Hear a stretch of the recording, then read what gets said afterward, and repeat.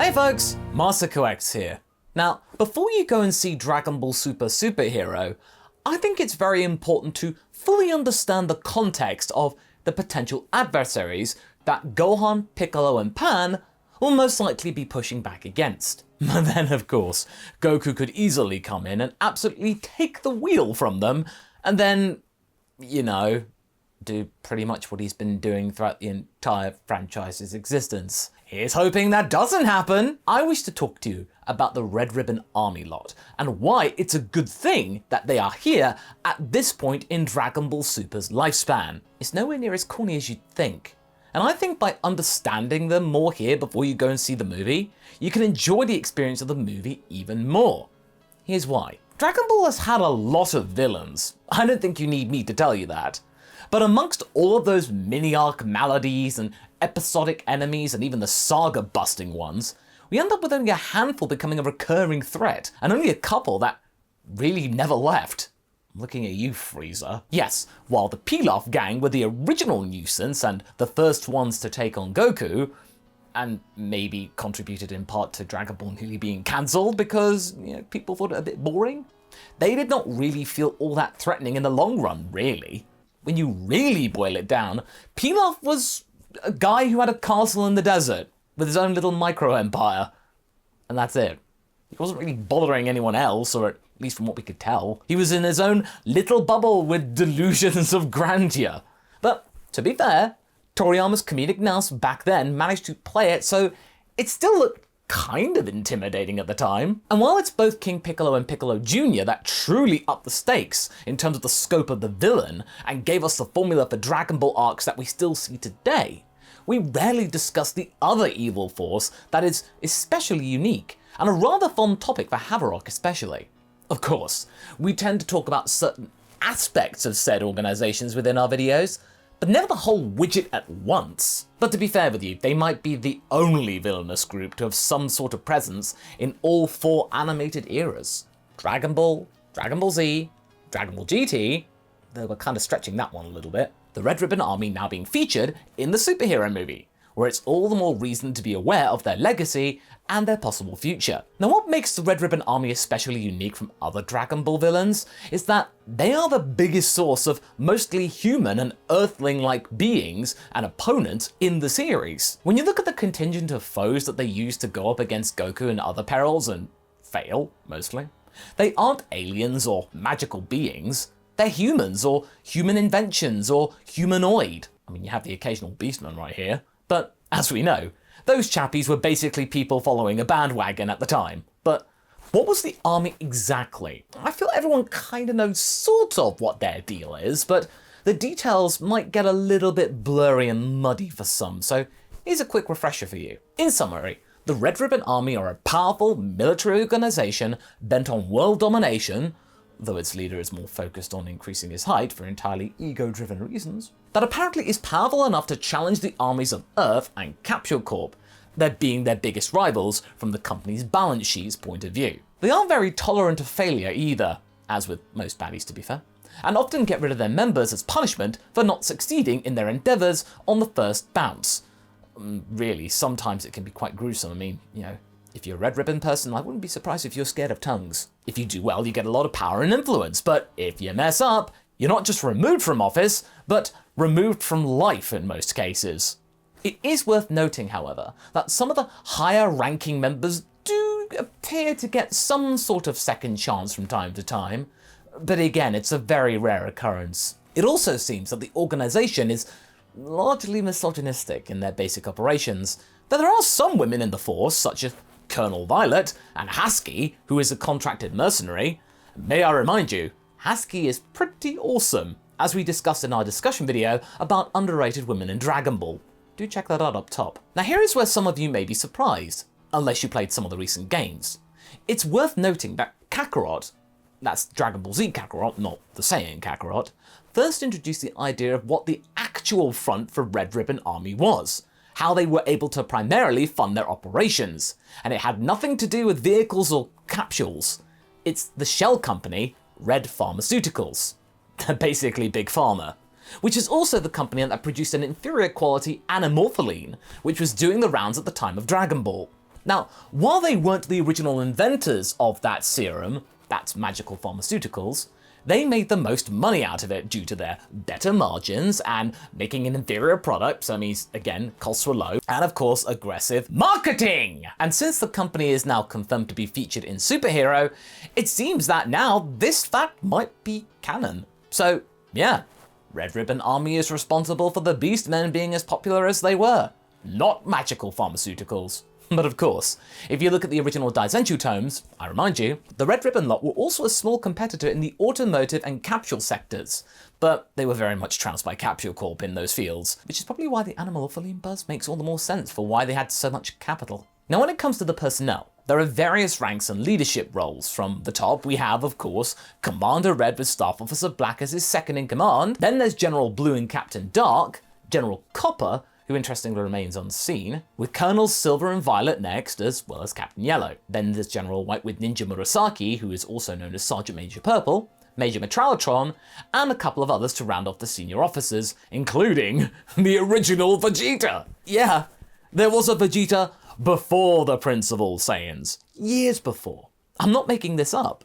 This Vegeta was one of the soldiers stationed in Muscle Tower and was named in the official Muscle Tower playset from the 80s. So this was already in place for years prior to Dragon Ball Z's arrival. I guess this was another thing that Toriyama forgot about or wasn't even aware of. Thanks Herms for reminding us. And then we have Dr. Gero and his androids, heading up the science division of the organization, as well as Elite Soldier Gold, Gebo, and then of course the hired help such as Mercenary Tao and Husky. But when it comes to Dr. Gero himself, things get a little more interesting. Now, you probably remember the whole dub confusion where it stated that Gero led the Red Ribbon Army. At that time, when Roshi was explaining to Marin the whole story behind the organization and its defeat at the hands of Goku back in the days of the original Dragon Ball, providing a lot of the Z-Only fans some very important context and why they should care about the Red Ribbons. But after seeing that short snippet, a lot of people expected to see Gero in the original series when they did get around to seeing it in 2003 and 2004. But Gero wasn't in it. He wasn't even mentioned. What gives, most said. He also didn't even get a mention in the Path to Power featurette, despite being cited as having had some kind of leadership role in it. Not even a retcon could fully include Gero in some way. So we were quick to write that down as a dubism, and that in the original dialogue, Gero was not the leader of the group. After all, the original episode only has clips from the original Dragon Ball without Roshi's commentary. That was just a symptom of dubs back then, when producers felt that they had to fill every single second with dialogue so that kids wouldn't get bored. So, problem solved, I hear you say. Gero was part of a splinter faction of the Red Ribbon lot, right? Well, not exactly. With Toriyama being Toriyama, he's now given us some more confusion to get our heads around, and has hilariously confirmed certain facts surrounding that dubism which might be kinda true now. You see, he was answering a lot of questions in the full colour version of the Artificial Humans arc, and here's a couple of questions for you. Why did Dr. Gero create the Artificial Humans? So they couldn't be used by enemies. With normal mechanized weapons, there is the risk that they will pass into an enemy's hands and be used by them. So he took the drastic step of developing artificial humans, who possess the ability to think for themselves. Okay, so Gero made the droids to work independently from the generals as well as some kind of insurance policy. Next, did Gero make anything apart from artificial humans? All of the Red Ribbon Army's weapons. The Red Ribbon Army's weaponry was all made by Dr. Gero. Gero was a founding member of the army to begin with, and was also effectively in control. So not only do we have some kind of confirmation that Gero was a founding member of the Force, but he was the one to develop all their armaments and had real control over them. So whilst Gero still wasn't the de facto leader of the Red Ribbon Army, he was a senior figurehead in some ways. The questions we can then raise are, did he know about Red's absurd goals? You know, the whole height thing? Did he allow him to assume command to use his vanity as some kind of a cover story to distract others? Or did Commander Red just simply blow up his plans thanks to said vanity? Sadly, there is no clear answer. But nevertheless, we cannot ignore just how many things Gero and his creations had achieved within Z, despite the Red Ribbon's peak being back in the original series. As we mentioned, they also appeared in GT, though we're kinda cheating with this one, since it's only characters and not the actual army being featured. The last cool example to boot, that being Super 17. where technically Jiro is the villain of that arc, but he's off in a very unceremonious way by his creation after he was seized by Pan, providing one of the funniest stills to have ever graced GT's visuals. Now, the other much cooler appearance of the army is in the Path to Power movie, to celebrate 10 years of the anime, which is technically a retelling of the first couple of sagas. But it was made in the GT era of animation, so it looks amazing. Some people say it's one of the best stories from that era, and I would hesitantly agree. But now in Super, we're still, as of writing this script, awaiting their reappearance in the main anime. But we do know a couple of things thanks to the upcoming movie. First, Red Farmer is still operating despite their military HQ being decimated, and has been so for years. And its director is this fellow right here, Magenta. He might be a relative of Red too, as they are both quite similar in size and demeanour. Plus, Magenta isn't all that far from Red in the colour wheel. It seems that the company had resumed monitoring Goku's and Vegeta's fights on Earth too, outside of Jiro's wheelhouse. And they do have knowledge on everything that has happened in recent years, which kind of puts into question many things, namely the wish on Purunga not to resurrect really evil people. Magenta's main assistant is Kami. He performs the role of his chauffeur and trusted confidant, which the producers of the movie really want us to notice for some reason. We also know that they both enlisted the help of Dr. Hedo to build the Gammas for them, and most likely used Hedo's youth and naivete as well as his genius skills to play him, since he most likely wants to become a superhero, and the Red Farmer lot are giving him the tools, but completely spinning the whole thing and making the Dragon Team out to be the bad guys, tricking Hedo into making the Gammas for them. As of now, there are no obvious links to Jiro made in this movie. We're also pretty sure that, according to the trailers, they might have some sort of secret weapon, but instead of it being simply another version of Cell or even Raditz, we believe that it's either Magenta or Carmine getting a more combatant form. After all, there is a visual knocking around of Magenta with armor on, but surely it can't be that for the final boss, right? Harmony is on Carmine, as they wanted us to pay very close attention to this character. Alright, with the introductions out of the way, what do we think of all of this? Now, although a lot of the stuff related to the Red Ribbon Army didn't age very well, particularly the portrayal of General Blue in places, he's much more fun when he's being a badass instead of a harmful stereotype. There is a lot to love about the organisation, from their wacky designs to them going through the full spectrum of funny, tragic, and then threatening. There are simply no other villains that can tick all these boxes, and no other evil force, not even Frieza, who are able to touch so many generations of Dragon Ball characters. Now, although at first it felt a little weird to discover that some part of the army is still alive and kicking, even after Jiro's downfall, but their presentation does look very promising. Hopefully the similarities between Red and Magenta are something more than just a homage, and maybe we can get some proper connection to the pair of them. You know, they're relatives.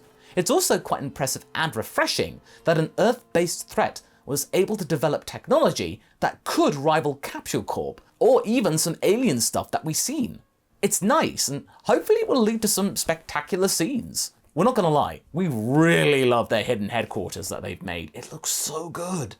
And even if there are some weird things still knocking around narratively speaking, like the wish on Purunga, which admittedly is some early Torombo-esque shenanigans on its own, so we're not really complaining if it gets retconned, we're still curious what their endgame is, and what will happen to Hedo and the Gammas after all of this. They have those redeemable qualities to their designs that I feel like they're not going to get offed, right? It'd be fun to see them allied with the Z-Fighters in the future. So here we go. That's our reminder video for the Red Ribbon Army. Who's your favourite member of it? Would you like to see more from us about this topic? Maybe General Copper's still out there somewhere because we never saw him. Let us know, and let's keep this discussion going in the comments. And I shall see you in the next video. Catch you later!